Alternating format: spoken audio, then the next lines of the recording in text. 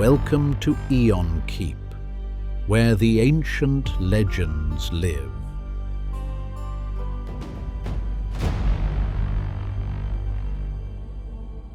There is a moment in every long journey when the destination stops feeling real. You have been moving for so long, across so much water, through so much loss, that the thing you are trying to reach begins to feel like something you invented. A story you told yourself to keep walking, and the longer you move without arriving, the more the story wears thin. Homer knew this. The poet who composed or collected or crystallized the Odyssey sometime in the 8th century BCE understood something about long roads that no map can capture. That the danger is not only the monsters on the path, it is the point at which the traveler stops believing the path leads anywhere. Odysseus has been at sea for years when he reaches the island of Aeaea. He has lost men to the Cicones. He has buried his navigator. He has woken to find his crew had emptied the bag of winds, 9 days at the tiller, Ithaca already visible on the horizon, and then an exhausted sleep that cost him everything, driving themselves back to the beginning while he slept. He has stood in the cave of Polyphemus and heard his men eaten alive, and he has given the Cyclops a name, Nobody, because even in extremity, his mind was working. He is a man of many turns, many stratagems, many faces. Homer's word for him is polytropos, the man of many ways. But what happens to a man of many ways when he meets someone who cannot be turned? This is the story of Circe, of what she did to Odysseus's men, and what she did not do to Odysseus, and why, of the years spent on the edge of the world, where time pooled and slowed, of the conversation that sent a living man into the kingdom of the dead. She is not the obstacle, she is the door.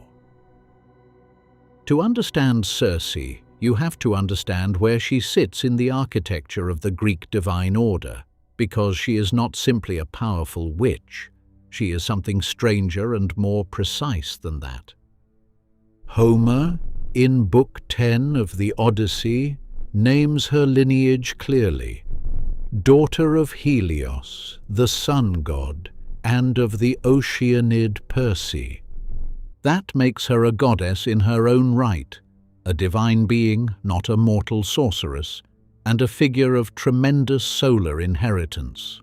Her brother is Aeetes, king of Colchis, the same king from whom Jason will eventually steal the golden fleece. And though Homer does not make this explicit, later Greek tradition, found in Apollonius of Rhodes's Argonautica, written in the 3rd century BCE, identifies Medea as Circe's niece, Aeetes' daughter, and therefore of the same divine bloodline. That family line matters. Circe and Medea are two of the most formidable figures in all of Greek mythology, and they share more than lineage. Both are women of vast arcane knowledge who encounter a wandering hero and put that knowledge at his service. Both are abandoned when their usefulness expires. Both have been misread for centuries as dangerous seductresses, women whose power makes them threats to be overcome, when the texts themselves tell a more complicated story. But that is for later. What Homer gives us first is the island, Aeaea. Its location in the Odyssey is deliberately vague. Homer places it at the edge of the world, near the rising sun and the dancing floors of dawn. It is a liminal place, a threshold. Whatever Aeaea is, It is not quite inside the world that ordinary mortals inhabit. It is one step outside it.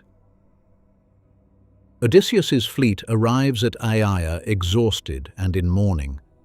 They have just escaped the Laestrygonians, cannibalistic giants who destroyed 11 of his 12 ships and ate the crews whole. One ship remains. Odysseus and his surviving men beach on the island and spend 2 days prostrate with grief and exhaustion.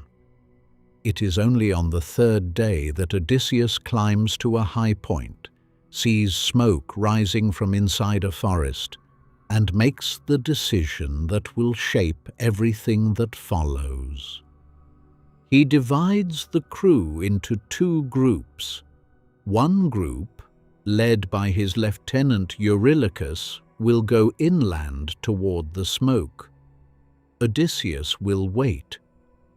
It is one of the few times in the Odyssey when Odysseus does not go first. Eurylochus and his men follow a path through the forest and arrive at a house. Homer calls it a doma, a dwelling, built of polished stone, set in a clearing. Around it, lions and wolves move freely. Homer is immediately plain about what they are. Bewitched creatures, victims of Circe's drugs, the survivors of previous shipwrecks remade into animals. They approach the men without menace, pressing against them like domesticated creatures, wagging their tails. The horror is not that they are dangerous. The horror is that they are gentle. They have forgotten how to be anything else. From inside the house comes a voice, and then a figure. Circe, moving through her great loom, singing. Homer uses the word Aeaea, the same word used for the songs of the Muses, for epic poetry itself. Whatever she is doing at that loom, it is not domestic work. It is something that partakes of the same order as the making of myths. The men are invited inside. All of them enter, all except Eurylochus, who stays at the threshold, who distrusts something he cannot name. He is right to distrust it. Circe feeds the men, cheese, barley, honey, wine, and the food is not what it appears. Mixed into it is a pharmakon, a drug. Homer uses that specific word, pharmakon, which means both medicine and poison, both remedy and harm. The ambivalence is built into the language, and with the drug administered, Circe strikes the men with her wand, and they become swine. Not metaphorically. Homer is precise. Their bodies transform, the bristles, the snouts, the grunting voices, but their minds remain human. They know what they have lost. They can think and feel and remember. They are fully conscious inside the animals they have become, and they weep. And Circe herds them into pens and throws them acorns and mast and cornel berries, the food of swine. Give that weight. It is not death. It may be worse than death. To be stripped of your form while retaining your mind, to be unable to speak, to be seen as an animal by every living creature, to be given the food of beasts, while your human self remains entirely present. This is a particular kind of horror that Homer understands and renders without blunting it. Eurylochus, who did not enter, runs back to Odysseus. He can barely speak. He tells what he witnessed, the disappearance of the men, the silence that followed, and then he does not merely refuse to lead Odysseus back. He begs him to cut his losses, abandon the men in the pens, and flee the island while they still have one ship left. It is a plea born of absolute terror, a man asking his commander to make the only rational choice and leave the lost behind. Odysseus ignores him. He draws his sword, leaves Eurylochus on the beach, and walks into the forest alone. And here the poem pivots on an encounter in the trees. Homer gives us Hermes, not a vision or a symbol. Hermes, moving through the forest in the form of a young man, stops Odysseus and addresses him by name. He knows what has happened and what is about to happen. And he gives Odysseus a plant. The plant is called moly. Homer describes it precisely: black root, white flower, difficult to pull from the earth, hard for mortal men to find, but not for gods. Its botanical identity has never been established. Theophrastus, the 4th century BCE botanist, described a plant he called moly with some specificity, but scholars dispute whether he was documenting the Homeric herb or simply assigning a famous mythological name to a real species he had encountered. The attempts to identify it with wild garlic, mandrake, or snowdrop have never reached consensus. The moly is a divine object, operating in the register of myth rather than pharmacology, and its meaning is clearer than its botany. It is divine protection made tangible, the thing that makes Odysseus not quite mortal in his encounter with Circe, the thing that forces her to see him clearly, not as a victim, but as someone she has to reckon with. And being seen clearly in this myth is the beginning of everything. Hermes tells Odysseus exactly what will happen. Circe will offer food and drink laced with the pharmacon. She will strike him with her wand, and then, because the moly will make the drug fail, she will be astonished, because no man has ever resisted before. And when she is astonished, Hermes says, Odysseus must draw his sword and advance upon her, and she will invite him to her bed. He should accept, but only after making her swear an oath by the gods that she will attempt no further harm. This is not heroism as physical conquest.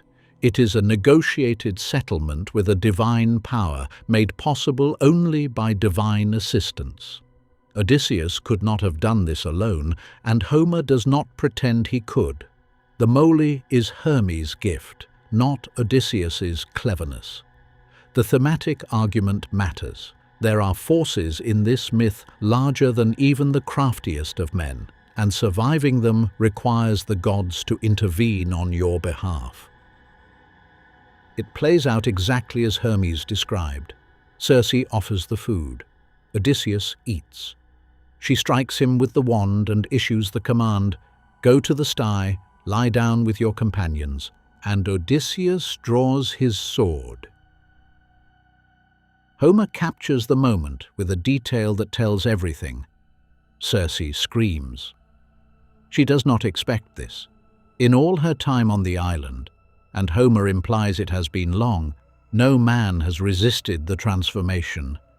She knows immediately what it means. She falls to her knees and grips his sword and asks, "Who are you?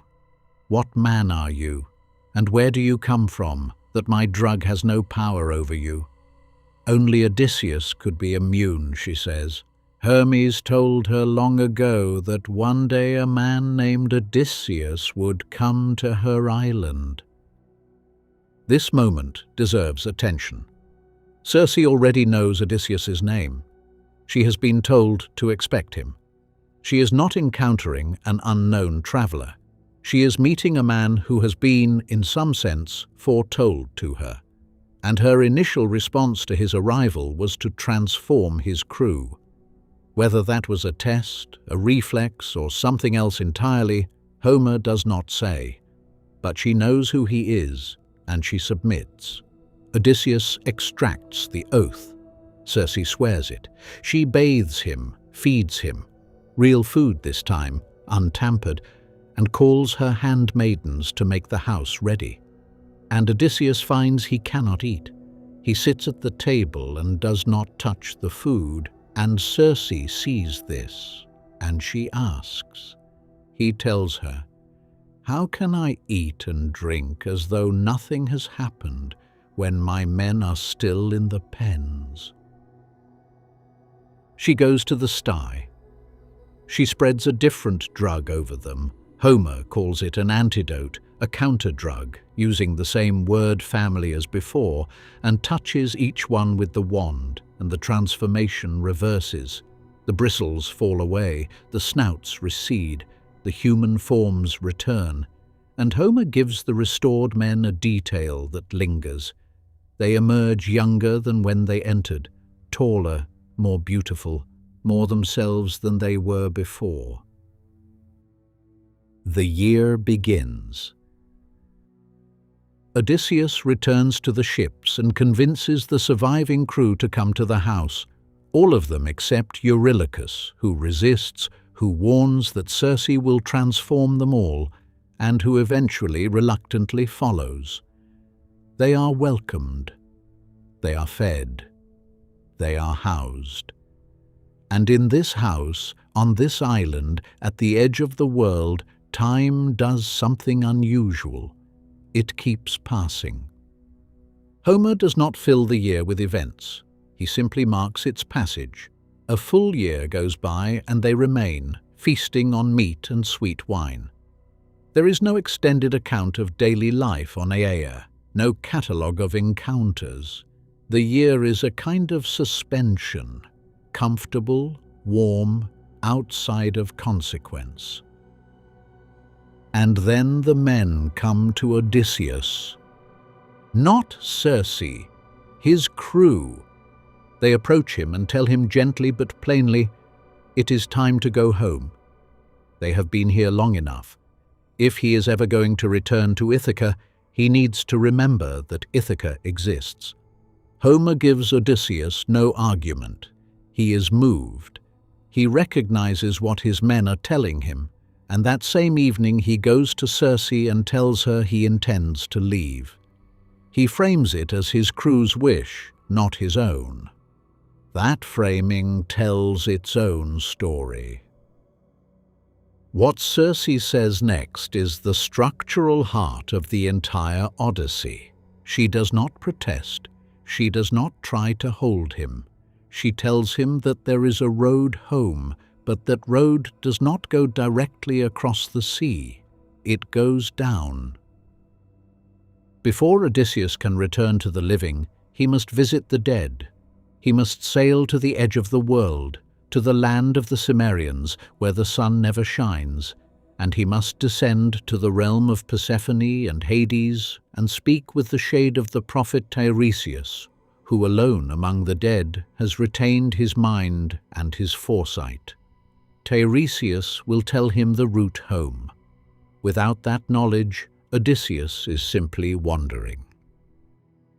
Circe equips him with everything he needs: the route, the rituals, the details of the blood offering that will animate the shades so that Tiresias can speak. She knows the underworld's geography. She has been to its threshold, or close enough to know the way. And she tells Odysseus something practical and devastating in equal measure. The wind will carry him there. He need only set his sail. Getting there will be easy. It is getting back that will be harder. On the morning of departure, Odysseus wakes to a commotion. One of his men, Elpenor, young, not especially wise, has been sleeping on the roof of the house. In the night, confused, he has walked off the edge and broken his neck. He lies unburied in the courtyard. And Odysseus, with the underworld already waiting and all his crew assembled at the ships, does not yet know. He will meet Elpenor's shade before Tiresias's. The first dead man he speaks to will be the one he left unburied by accident, who will ask only one thing: Give me a proper burial. Let me not be left at the edge of the world without rites. The ships are ready. Circe is standing at the shore, watching them go. Homer records it without sentimentality, but the detail is there. She is watching. The tradition that has grown up around Circe, stretching from ancient vase painting through Renaissance allegory to contemporary fiction, has been remarkably consistent in one thing. It has almost always misread her. She has been painted as the archetypal temptress, the dangerous feminine, the witch who unmans heroes and must be overcome before the real journey can resume. But look at what Homer actually gives us. She is not overcome. She is not tricked. She submits to a negotiated settlement backed by a god, and then she spends a year providing for Odysseus and his men, and then she gives him the most critical intelligence of his entire voyage, the path through the underworld, the instructions for survival, the knowledge of what is coming. She is the most useful figure Odysseus encounters in the whole of the Odyssey, and she is the first. This is worth sitting with. Every mortal tribe and divine figure Odysseus meets before he reaches Ithaca will offer some version of comfort and delay. The sirens, even Calypso, who offers him immortality. But none of them tells him the truth. Circe is the first intelligence in the poem to look at Odysseus clearly, to see him for who he is. She knew his name before he arrived, and to say, "Here is where you actually are. Here is what you have to do. Here is the road." She does not try to keep him. The year on Aeaea is a rest, not a trap. When he says he must leave, she agrees. When he is ready, she equips him. The transformation of the men into swine has attracted enormous allegorical attention, and Homer's Greek audience would have brought layers of association to it. The pharmakon, the drug that is simultaneously medicine and poison, is a marker of Circe's dual nature. She can harm and heal with the same substance. The men who become swine are men who accept what is offered without caution, without Odysseus's earned wariness. In the allegorical tradition, beginning with Plato and running through the Stoics and beyond, the transformation became a symbol of the soul surrendered to appetite, men who become animals because they allow the animal parts of themselves to dominate. Later writers complicated this further. Plutarch, in his curious philosophical dialogue Gryllus, written in the 1st or 2nd century CE, inverts the allegory entirely. One of the transformed men, speaking as a pig, argues that the animal life is preferable to the human, that the pigs are more courageous, more continent, more philosophical than men. Plutarch uses the conceit to probe what it actually means to live rationally. The joke, if it is a joke, runs deep. And then there is Medea. The connection between Circe and Medea is not an invention of later tradition. It is implicit in Homer's genealogy and made explicit by Apollonius of Rhodes in the 3rd century BCE. Both belong to the same divine solar lineage. Both are practitioners of pharmakeia, the art of drugs and potions and transformation, and both appear in the myths as figures whose vast knowledge is placed in service of a hero who does not remain. Odysseus will leave Aeaea and sail home to Ithaca and Penelope. Jason will abandon Medea, who helped him steal the fleece, who killed her own brother to aid his escape, who gave everything she had to his success, for a politically convenient marriage. The parallel is not exact. Circe does not love Odysseus in the way Medea loves Jason. The texts do not support that equivalence, but the structural pattern is the same. A woman of immense power who sees a wandering hero clearly, who gives him the tools to survive, and who is left behind when the survival is complete. What does it cost, the myth seems to ask, to be the instrument of someone else's story? Homer does not answer that directly. The Odyssey is Odysseus's poem, and Circe moves through it on his terms. But she stands there on the shore watching the ships leave, and the image persists. Later tradition, from Ovid's account in the Metamorphoses to every subsequent reworking, keeps returning to that shore, keeps asking what the view looked like from where she was standing. The ships leave Aeaea on a north wind, Circe's wind sent to speed them on their way. They are sailing toward the edge of the world, toward the land where the sun does not rise, toward the rituals of blood and honey and wine that will open the underworld and let the dead speak. Tiresias is waiting. Odysseus's mother is waiting. He does not know it yet. Elpenor is waiting, unburied and anxious, standing at the threshold of Hades asking to be remembered. Every hero who has gone home through mythology has had to pass through some form of darkness first. Perseus carried the Gorgon's head across the sky. Hercules entered the underworld and came back with the dog. But what Circe sends Odysseus toward is something different in kind, not a conquest, but a consultation. He is not going to the underworld to prove himself. He is going to listen. This is what Circe gave him. Not immunity to monsters, not a weapon, not a shortcut across the sea.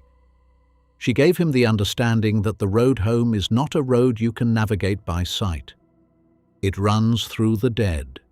It runs through the people you have lost and the truths you have been avoiding and the parts of yourself that did not survive the war.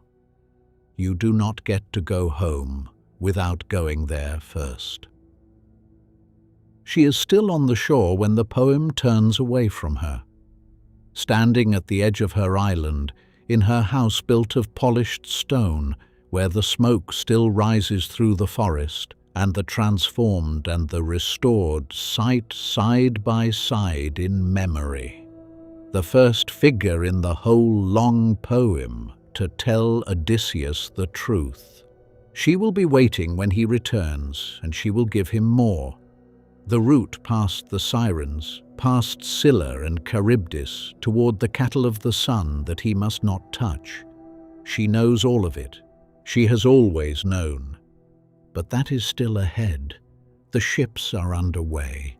The world has grown dark at the edges, where Helios, her father, does not shine, and below the waves the dead are already stirring.